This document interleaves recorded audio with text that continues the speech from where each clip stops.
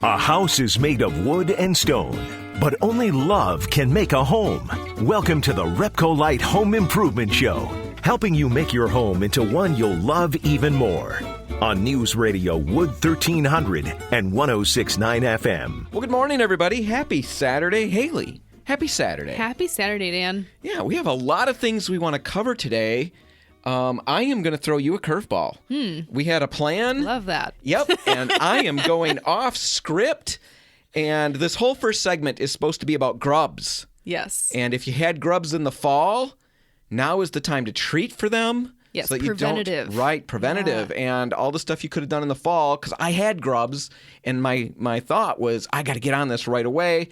Nope, the actual right thing to do is to wait it out over the winter like I did, and get them in late spring, early summer, probably would have been, beginning of June. So we're right on the cusp of that. If you did struggle with grubs last year, make sure you're checking with some people who sell the right materials, or maybe you've got a yard service. Talk to them about the problem. Now is the time to dig into treating that so you don't have a problem that grows. Into treating it. Yes, yeah. There we go. I did the first segment. Now we can talk about what I want to talk about. Okay. This is the curveball. Yes. I have a new refrigerator. Yes, you do. And I was telling Haley about how insane I am. I get very wrapped up with certain things. And with this refrigerator, in the process of getting it and trying to make sure that it's working, because it's brand new. Right. And I want to make sure it's working because I don't want to be gypped. Yeah, because it's still under warranty. Still under warranty. If anything should go wrong, it should happen now. I'm going to run it through its paces. And in the course of looking online, I run into the butter zone of what the temperature should be. In the fridge. And I never knew that there was I assumed there's a butter zone, but I didn't know what it was. Well, there's a little compartment for it in the fridge. Well, yes, under there's the little a butter zone. But I mean the actual temperature zone that it should be. And I found out what it was. Well, of course, my refrigerator doesn't have a thermometer in there. Well, I happen to have one that I could drop in there. And so I did. And I mentioned that to you. Now, my point was to say that has become a week and a half long. I've had this thing for a week and a half, and it has driven me absolutely insane because I've got too much information to work with right now. I was saying, well, no, I think this is a topic. People should have thermometers in the fridge. I was having meat spoil prematurely. It was driving me crazy. It's a waste of money. Yeah. I was really upset about it. I told my mom, and she said, well, you should really have a thermometer in the fridge so you know exactly what temperature it is, because once you get it into that correct temperature, you won't have that problem. Yeah, the butter zone will prevent all of that problem. And so your mom recommended it. Mm-hmm. What did you do? Did you listen to mom? I just turned up the temperature. I did not put a thermometer in. You didn't? So you completely disregarded your mother. Well, I listened to half the advice. I didn't have a thermometer to use. I have like one that you put in your ear and, I just... Yeah, that's not going to work. I've got a funny story. I told that once. I shouldn't tell it now, but we had Here we go. a thermometer like that for the children. Yeah. And I forget why, but the doctor recommended sometimes that for the babies, the better way to get the temperature is, the other place. And I did not ever do that, but my wife used it that way. And I didn't realize. And you put it in your mouth? Oh, yeah. She left it sitting on the table, and I took my temperature, too, and she just sat there staring at me. Oh, my gosh. Yes. Anyway, Ew. So you can't use that in the refrigerator either. Yes, that's the one that you put in the fridge. But anyway, so if you get one, I think that's great advice that your mom is giving. I mean, that really is. Because yes, no, it is good advice. We're just guessing by, like my dad was asking, because I'm so freaked out. Not freaked out. That's the wrong word. I'm very focused. Mm-hmm, yes. Is my fridge. Obsessive, some Absolutely might say. In the perfect butter zone. And my dad said, well, what temperature is it? I said, I don't know. It's between the little snowflake and the middle snowflake. Yeah. And he said, what are you talking about? I said, well, one is really dark. And he said, oh, good grief, get a thermometer in there. So I did. I put it in there. And now I have driven myself absolutely crazy. So while we're recommending that the thermometer in the refrigerator could be great for some people, for other people who lean my way, obsessive compulsive, just a little, right? Just a little. If that's you, this might not be good because I find myself checking that thing. It's become a new hobby. Yeah, you get up in the morning, you said, and the first thing that you check is the temperature inside of the fridge. It is not a lie. I stagger into the kitchen, just waking up. Yeah. Open the fridge, and I'm looking at the temperature. I move the food out of the way so I can see the gauge. There we go. Butter zone. And then my day is great. What temperature is it supposed to be? 40 is what I'm shooting for. What are you at? Sometimes 40. And those are great days. Every now and then I open it up and it's 43.6. And then I'm trying to troubleshoot. What's happened? Why did I lose 3 degrees? So then I open it up and stare at it again. Are you harassing then the kids? Did you stand open Yes. with the fridge door? Yes. Who's opening the fridge door and why are you leaving it open? And my dad finally said, when you're opening it to check the temp, you're letting all the cold out. Anyway, thermometer in the fridge. I think it's a really good idea for some people. Yeah, not It's for you. really problematic I think you should for take it others. out. No, definitely think about it, though. If you don't have one, might be worth considering. All right, we're going to take a break. When we come back, we're going to be talking about something wrong that Haley recommended. Yes. We'll explain more in a little bit. Stay tuned.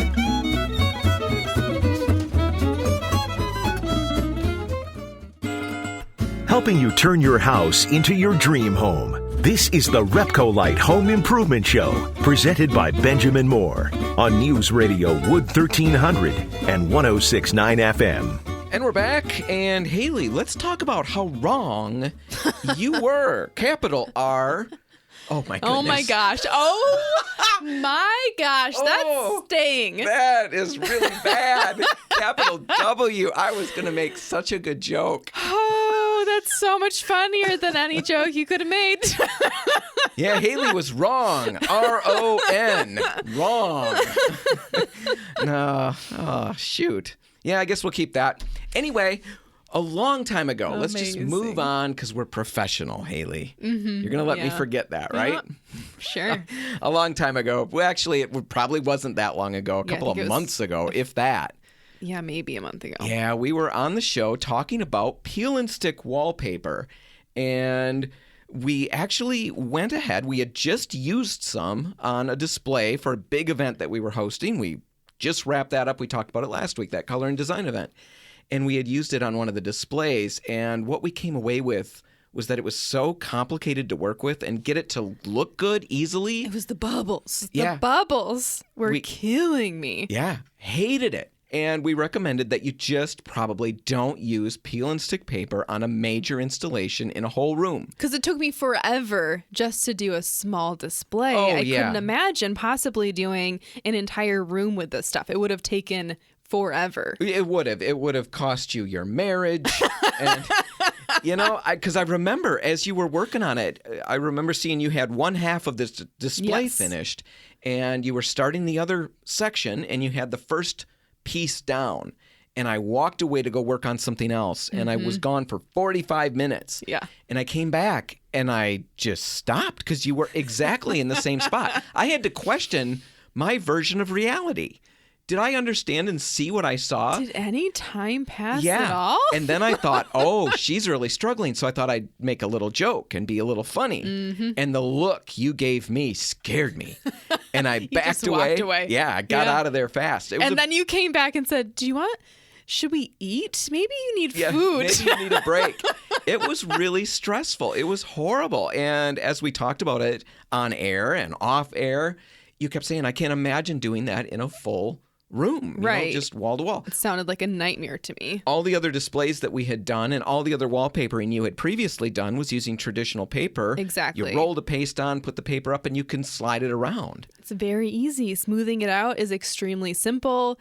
And I think the adjusting that you're able to do once you've got it on the wall, because it slides around with the glue a little before it starts drying, it's easy to get it lined up and then smooth everything out. I've never had any issues with that. Yeah. And so to take so much time on these small areas to get these bubbles out was just mind-blowing to me. So we went and just kind of sounded the warning on that. The reality call, I guess I wanted to think of it as. Use it in small areas. Peel and stick paper can be perfect for certain projects, just probably not ideal for a great big space. We don't want you to struggle and be as frustrated as Haley was. Nobody wants that in their home. No, I didn't even want that in the workplace, but I had it. Thing is, after we did that and put that segment out, about 2-3 weeks later, we got another peel and stick paper for this same event. Yep. And we put that up, and you had that thing up in 15 minutes. It was a world of difference. And we realized after I had done that maybe we jumped to some conclusions. And we should have known better. And that's what we want to talk about here. First off, that first paper that you really struggled with was one of the cheaper ones that we could find. And I'm using the word cheaper on purpose there. Yes, because peel and stick wallpaper in general is more inexpensive than traditional wallpaper. This wallpaper was half the price still of normal peel and stick. So it was cheap. It was very thin, very flimsy, and it's very likely that a lot of the bubble problem that you had came from the fact that it was just a cheaper piece of goods. It was thinner. It stretched very easily when I was trying to get it lined up initially. And so I think that caused some bubble issues that I was seeing as I kept applying it. The other thing is that I was also applying that more inexpensive, the cheaper wallpaper in the wrong orientation because it's what the display needed specifically for me to be applying it horizontally rather than vertically. And typically, you'd just be applying it in the normal orientation where the unrolling of the wallpaper is in the correct orientation. We never thought about that maybe affecting how the actual application went. But in retrospect, especially after the other one went up so easy, we kind of thought that could have been part of it. So we wanted to come on air and talk about the fact that we really dissed on peel and stick paper. Yeah, and you're being nice by saying we, because I really dissed. I know. It really was you. Haley jumped all over it. And we want to clarify that we think it might be good for a project. And in fact, because of this experience that Haley had with the second paper and the paper itself, you really liked that paper. Yeah. You had a room in your home that you were thinking about wallpapering, and you had no intention of going with peel and stick paper. No, but after that, you kind of thought about it. So why don't you walk everybody through? That's the second half. This is your penance for what you did wrong. This is you making up for it to some extent. Walk us through the room that you had to do, the paper that you chose, and then the experience and how it went. So I wanted to wallpaper my sunroom, and this is a room that I thought it's pretty easy to tackle with wallpaper. It's mostly windows. Sure. That's the beauty of it. It's not going to take a ton of paper, I thought. It's hard to have a sunroom without the windows. Yes, exactly. Right. That's an important key element of a sunroom. Makes sense. So you tackled it with this peel and stick. Why the peel and stick? Well, it started because, like you said, I applied that nicer peel and stick wallpaper for a display for the event, and we had some left over, and I really liked the pattern. If anyone attended the event, it was the Wonderland paper by Rifle, and it looks like an Alice in Wonderland kind of theme. I kind of liked the idea of doing that pattern in the sunroom because I want this to be an area where I'm just encouraged to daydream. That was a big theme in our discussion that we had during that event. And I thought, well, this is perfect. I have so many connections now to this theme that this paper is like a perfect reminder for me doing that. But also after applying that paper for those displays and finding out how easy it was to apply, I thought, well, there's no reason not to use this peel and stick in this situation because it was actually really easy and fast. So you had the walls in this room were paneled, right? Yes. Kind of a fake paneling. Yeah, exactly. Big sheets, but it had indentations between all the planks. Right, the planks, quote unquote. And you were worried about maybe having to fill that because you were looking at traditional wallpaper, and that was your thought. Maybe I've got to fill that. And you brought home one of these sample pieces and put that up, and it looked like it bridged the gap fairly well. Not perfect. It did sink in a little bit, but it wasn't bad to you. I think, well, one with the traditional wallpaper, I'm not sure if the glue would have kept it, tight against that indentation. I think it would have sucked it in more. I think you would have seen more of those indentations. I think your paper bridged them a little better. Yeah, it definitely stuck into the indentation because it's a fairly shallow gap there. However, I think the pattern hides a lot of it, and I didn't expect that. I think with traditional wallpaper, I would have taken the time to probably go around and fill all those gaps. It's a bigger investment. It's more time potentially involved. Well, yeah, because you're filling them with spackle or Exactly. compound of some sort and then doing all that sanding and all of that cleanup. It's a lot of work. People do wonder about that. And I don't want to go on air and make the claim that this is going to bridge all the gaps in whatever paneling you've got. Something you would want to check into is samples are available, and a lot of the times they're free. You can just swing through any RepcoLite location that has wallpaper. And which ones are those, Haley? Just quick off the top of your head. 17th Street in Holland, the Lakewood store in Holland, Fulton Street in Grand Rapids, Plainfield Ave in Grand Rapids, the Broadmoor Street location in Kentwood, the Byron Center location, and our Kalamazoo location. We'll put a link in the show notes to all the stores that have paper. They're the ones that have room to have libraries there. But you could swing in to any of those and ask about some samples. Yes. Like Haley had some samples to work with. You can get free samples, test it on your space. Especially with the peel and stick, because it goes up and it can be removed and there's no residue or anything left behind. Exactly. If you've got any texture on the wall that's heavy, that's a great situation to test before you invest in an entire roll of wallpaper. Because even still, I mean, we're telling you that the peel and stick wallpaper is more inexpensive, but it's still an investment, especially if you're doing an entire room. I think people underestimate how much wallpaper they're going to need for a space. Even I did. The sunroom is mostly windows, like I said, because it's a sunroom. Mm-hmm. But I thought, okay, the most I'm going to need is like 2 or 3 rolls of wallpaper. Completely wrong. 2 or 3 double rolls. Exactly. You ended up needing 4 double rolls. Right. Because there's pattern matches and there's all kinds of stuff to consider. Again, you want to make sure you're stopping in at a place that sells the wallpaper. Any of those RepcoLites, they can look at your measurements, bring in good measurements, and we can make good recommendations about how much paper you need. But test it, all of those things. You put the peel and stick. Let's go back to your project now. How did it go? How easy was it compared to what you expected? And then we're going to end by talking about the price that you dropped compared to what you might have dropped. How it worked is just as brilliant as it did when I was doing the display. It went so much faster than my first time doing wallpaper, which was traditional wallpaper, where I'm gluing on the wall and then applying the paper. I mean, one, you're not applying paste. So that time is kind of cut down a little bit. I'm not having to figure out exactly where I need to glue up until, there's a lot of attention that goes into that gluing process, and I don't have to spend that time when I'm doing the peel and stick. So I think that helps it move a little bit faster. But also it was just easy to work with. And I think that's where I was struggling with that original peel and stick, is that the paper itself was difficult to work with. And we mentioned that it's cheaper, but you could tell that the rifle, from the price, it was more expensive, but also the paper quality, it was much thicker than the really thin peel and stick that I had used previously. And I think that's where some of that difference comes from in the ease of use. Sure, absolutely. One last thing. Price. How did that shake out? Because this is very interesting. If you had gone to traditional paper, it would have been around $500. And with this, $250. All right. So about half the price right there. So you can ask about the peel and stick paper at any of the RepcoLite stores that carry wallpaper. Check there. We've got links in the show notes so you can find them.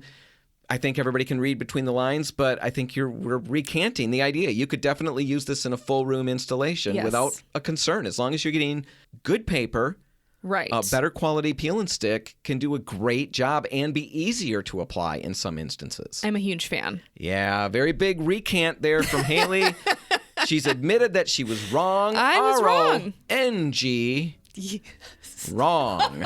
All right, we're going to take a break, and when we come back, we're going to be looking at Ego battery-powered lawn equipment. It's something we talked about a year ago. We're going to let you know what we think now. That's just ahead. Stay tuned.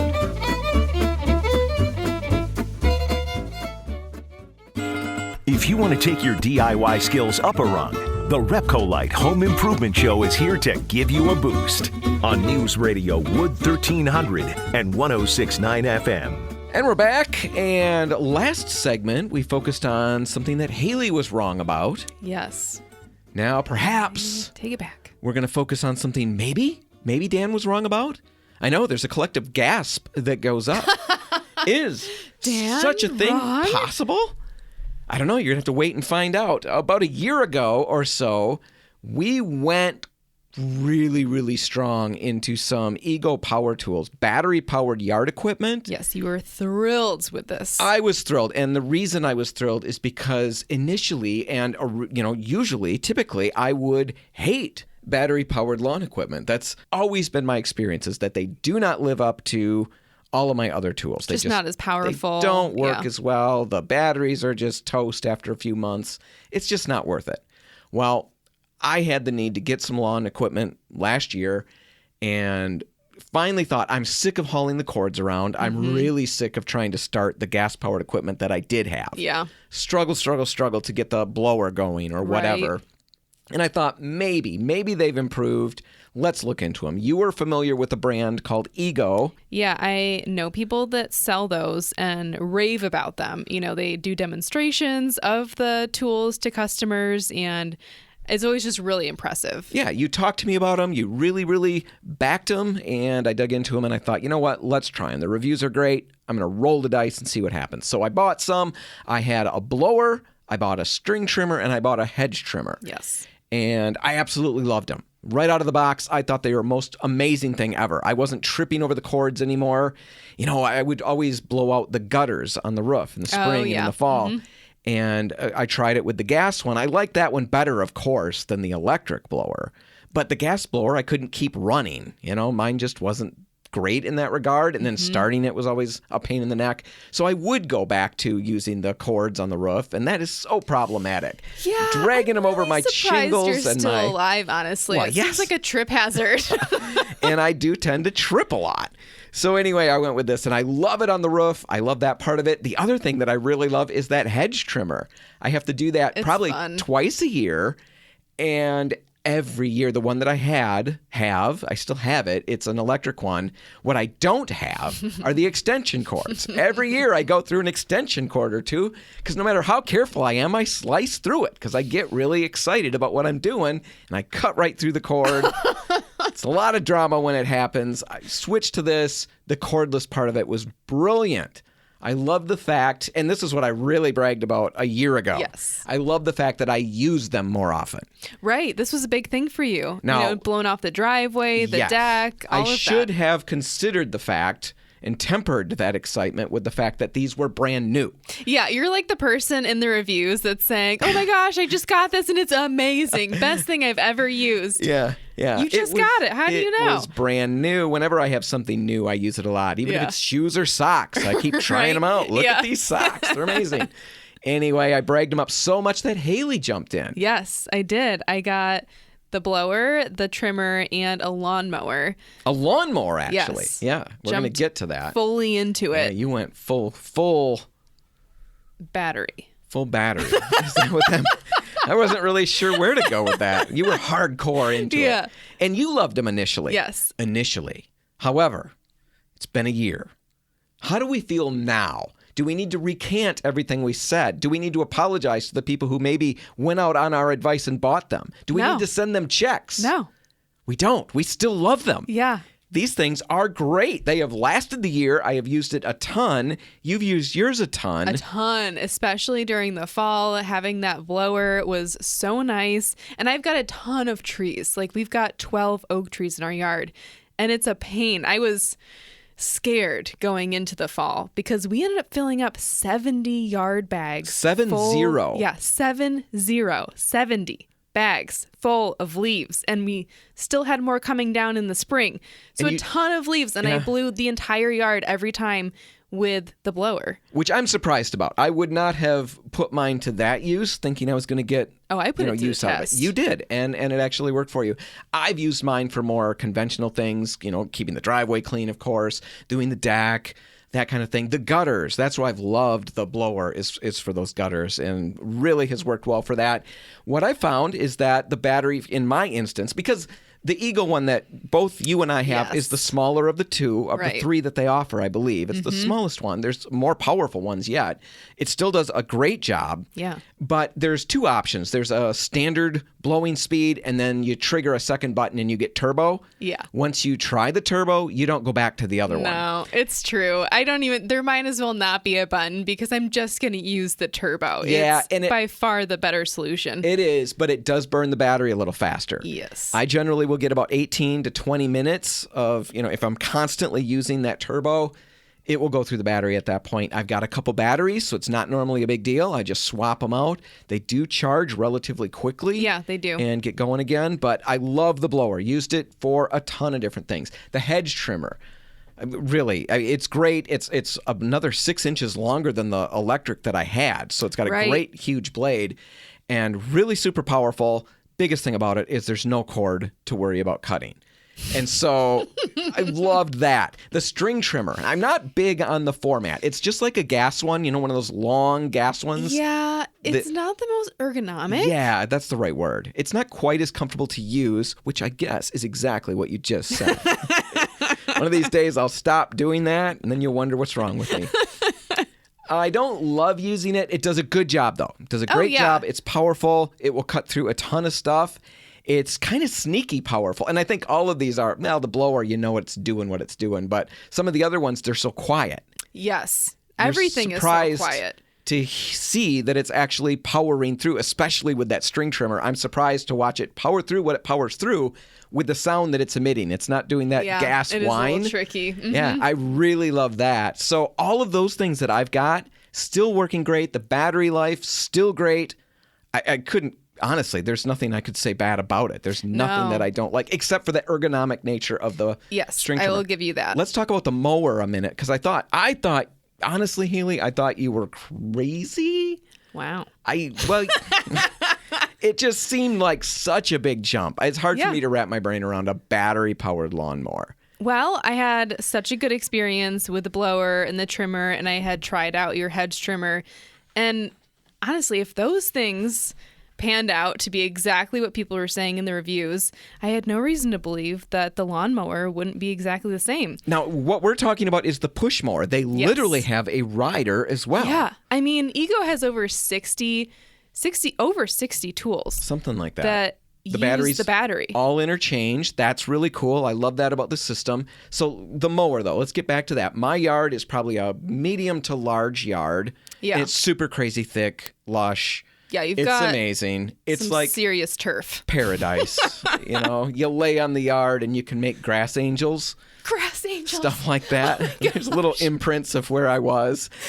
And I don't know that I would get the best use out of that. I need what I've got, I think. Potentially. We'll test it. I think we should test this because I was reading some reviews. And potentially this would still work for you. But it's true. I don't have as thick of grass. My yard, I would say medium size. And I think the real kicker, though, is just my grass is a little bit thinner. So it's not going to take as much to get through it, right? It doesn't need as much power. Right. So I wasn't concerned getting a battery-powered mower to begin with, even though, the reviews are kind of through the roof for any yard that people have reviewed on. And yeah, I've had a good experience. It's been almost a year now of me having this mower. I love that it's quiet. I love that it starts with the push of a button. You don't even notice that your husband's mowing. Exactly. I had no idea. There was one morning he got up and started mowing the lawn, and I didn't know where he was. I was looking around for him. I finally look outside. He's mowing the lawn. I didn't even hear him out there. Yeah, that part's pretty cool. That's crazy to me. I like that. I certainly could see, like when I lived in town in Zealand, that little yard, I could mow it in, 25, 30 minutes. And yeah, the grass wasn't terribly lush and all of that. Yeah, I think it would have been perfect for that. Should I have needed one at the time? Now, it's more expensive. Yeah, it's around $500 for this entry-level mower that they have. So you are, that price point is there. You are getting a battery, though, and a charger, a rapid charger with that. So that's built into the price a little bit. And I think, the more batteries you have with this system, if you're buying other Ego tools, the better, because you're just swapping them out now. Right. You're never running out of battery life. Now, the thing that, we won't know until it happens, and I don't know how long it will take. I don't know how long the batteries last. Yeah, I know it's been how a long year, they'll hold a but- charge, right. and that depends on the use. And with your lawnmower, we should talk about that briefly. You're 60 able to get minutes? around 60 minutes out of that. Yeah, so that gets you around plenty. I think we mentioned with the blower that on that turbo, I Yeah, can it's get about like 20 18. minutes, yeah. Yeah, the hedge trimmer, I've never had that run out. I get all my work done before that battery has gone Right. down, and the string trimmer, the same thing. I never had to stop in the middle and recharge. No. I don't know how long the batteries last. And once they go and they're dead and you have to replace them, they're not inexpensive. You're probably looking at about $250 for a battery. Yeah. At this point, I don't see any inclination that it's slowing down. My old I'm ones. getting the same run time, I guess Yeah. I would say, out of the battery as when I first got it a year ago. And it's charging the same as it was. And I did a bad thing. I left the batteries in my garage that's not Over the heated winter? over the winter. Oh, I that is a bad thing. Yeah, I didn't think about it. I just didn't think about it. And so I was really concerned starting doing the yard work this spring, and But you're I all haven't right? had any problems. Yeah. My older ones, I had cheaper battery-powered equipment that I would buy. And normally by about a year, the batteries are no longer doing what they were meant to do. And you have to replace them now. Admittedly, those are about $50-$60 at the time to get a new battery, so it's a different game. But it was still very frustrating. This has not disappointed in the least. My favorite bottom line is the fact that still I am, in the beginning, that very first time we talked about them, I mentioned it in this segment. The thing I was really excited about is that I was using them more often. Right. And even now, I'm using them way more often. And it's just because it's so much easier. I'm not struggling to start it. And I'm not struggling with just the rigmarole of getting the cords out, draping them over the yard, carrying them all over the place, coiling Running them out all of back up. gas. I mean, any of that stuff stops you in the middle of a project. It does. And honestly, what it did is it stopped me from even starting that. I just could leave the grass clippings on the driveway. Who cares, or whatever. That's I can fair. let the edge grass just grow. Yeah, who cares? I don't want to get the cords out. Now I get it out, and it's doing what it's meant to do. It's meant to beautify your yard Right. with the final little touches. And mine's doing it great because I'm using it on a regular basis, and I use it because it's so easy to get it out there and get going again. And we should say that we're not sponsored by Ego. Right. This is fully of our own volition. Exactly. And there are other manufacturers out there who make great products. Steel is another one where the products are really well reviewed. From what we've dug into that. The thing I don't like as much about those, and somebody correct us if we're wrong, we love that, and we'll recant some more next week. But it seems that the steel ones, the batteries aren't as interchangeable. They're interchangeable within series. Right. So the lawnmower battery can bounce to certain other products, but the blower battery, it's not best to use. You can't use that in the lawnmower and back and forth. Whereas the Ego, it's one battery, and as you buy more and more equipment with the batteries, and which we recommend, buy your equipment, at least a couple of pieces with their own batteries. You At can buy them least two separate, batteries. or you combine with batteries. Make sure you get at least a couple. And then they can be interchanged all over the place. Exactly. But do your research. What we wanted to stress here is that battery-powered equipment is better than you might be thinking that it is. Right. Might be time to jump in.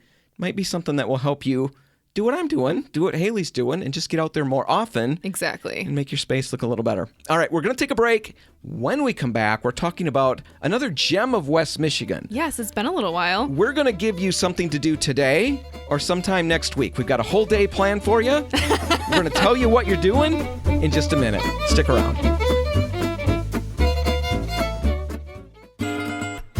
If you want to take your DIY skills up a rung, the RepcoLite Home Improvement Show is here to give you a boost on News Radio Wood 1300 and 106.9 FM. All right, Haley, we promised everybody at the end of last segment that we had marching orders. Yeah, a gem of West Michigan that you must visit. Must visit today. Today. Right? No. You can do it whenever you feel like. Yeah, they're actually open 7 days a week. So. It's America so far still, so you can still do it however you feel like. And yeah, it's open, what'd you say? 7 days a week. 7 days a week. From 10 to 6. Oh, look at that. It's an amazing place. We talk about these gems of West Michigan, and we just feel like these are places that I'm sure lots of people know about. But not enough people know about them. Exactly. Mainly the bottom line is I didn't know about them. And when I see them, I'm stunned that I've gotten this far in life without realizing this place was just around the corner. And this one is an antique mall. We have talked about a couple different ones in the past, and it's really both of our vibe. We really like it. If anyone listens to the show on a regular basis, you know that we are antique people. Yeah. It is a hobby of ours. And so we know places that are really good, and we know places that, that was all right. Well, we found a really good one. Haley did. It's in Saugatuck. Yeah. What was it called again? It's very simple. The Saugatuck Antique Pavilion. And it's an antique mall. It's huge. Let me just say that right off the bat. Yeah, I was going to repeat that in different words and say it was really big, but there's really no reason to do that. No, It kept going and going. It was surprising. I didn't actually expect it to be as large of a place as it was. No, it actually turned out to be troublesome for me because I start and, I find my way to the one side and I'm going to just weave. I've got a pattern and here's what I'm going to do and I'm going to check these things out. And right off the bat, I'm finding all this cool stuff. Yeah. In fact, I'm going to say it now because I'll forget about it later.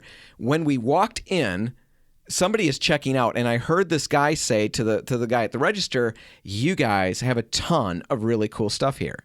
And then we're in there for I don't know how long. A long time. But yeah, several hours or a couple hours later, an hour later, I'm walking through and I'm back up by the register because I'm weaving, and I hear an entirely new person say, "You know what? You have an amazing amount of really cool stuff here." Do you think he gets sick of hearing that, though? I'm sure you don't get sick of hearing that. I never get sick of hearing how amazing I am. Yeah, you just reply in disbelief, actually. Right. I've recorded myself saying that, and I play that as I fall asleep at night and listen to that. Affirmations. Yeah. You're amazing. You're so amazing. amazing. But like I said, my problem with the space was I start wandering through, and there's so many cool things that are jumping out at me. Mm-hmm. You were way smarter than me. I'm logging it in my mind, and I'm thinking, "Ooh, that's cool, but there might be something cooler. I've got a long way to go. Yeah. I better wait." And then I get to another thing. Oh my gosh, the price on that is really good, but I better wait. And I get to the end and I thought, okay, there's like 6 things that I go could back and get not remember where they were. Never found them again. That's you took terrible. pictures. You took pictures as you were going. Yes, I did. I took pictures. I also, at some point, needed something out of a case, and there's a woman on standby with this seriously giant ring of keys. I don't know if you saw this, Dan. No, but I heard somebody but it was walking. like the size of her head. I would have loved that. I heard somebody walking with this big jingling thing of keys. I mean, they say the more keys you have, the more powerful. This woman could be president. Yeah, she probably has the codes to the nuclear. Seriously. It was launch huge. button. But anyways, she gets something out of a case for me. I ended up giving that to her because I can't hold it. It was in a case, so she has to go put it up at the front. And then I realized, okay, well, if I just give her some stuff, then I'll just send it up to the front and I'll just commit. At least it'll be waiting for me. Maybe I'll change my mind a little bit when I get up there, but I can at least start putting the things that I know I might want up at the front. She helped me. Really bummed that I didn't remember where it was. One of my favorite things about it, besides the space and how much there was, besides how cool, it was really well curated, I would say. Yeah, they've got a ton of booths there, but each dealer does an amazing job. Really, really good, interesting stuff. And I don't know if it was just the day or what, but how it was displayed, maybe this is going to really sound crazy, it was very easy for me to process. I've been in some places where I get almost dizzy.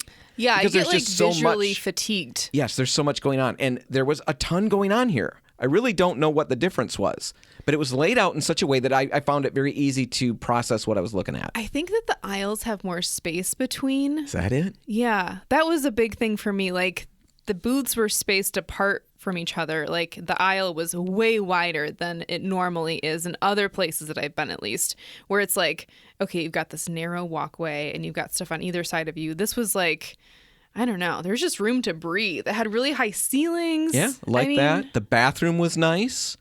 Oh, you used the bathroom. The fixtures were older, but there was plenty of them. It wasn't just that little cubby hole bathroom that you have. Yes, yep. I've been in that one. I partook of all that the building had to offer and enjoyed that. And I can't recommend the place enough. It was so much fun to tool around. I could have honestly stayed there for another hour or two. It's a dangerous place, though, because there is a lot of good stuff in there. And I wasn't really ready to spend that much money. No, same here, but really interesting. The Saugatuck Antique Pavilion. Yeah. Great little place to take a drive to. Definitely recommend it if you're looking for something to do on a Saturday after you've picked up all your paint. Yeah, and it's right on the Blue Star Highway. Absolutely. Really easy to find. We'll put a link in the show notes. Haley, that's it. We're done. We got to wrap it up. If you want to find this one again, you can find it online at RepcoLite.com. Whatever you do today, make sure paint's a part of it. The RepcoLite and Port City paint stores are open until 3, waiting to help. I'm Dan Hansen. And I'm Haley Johnson. Thanks for listening.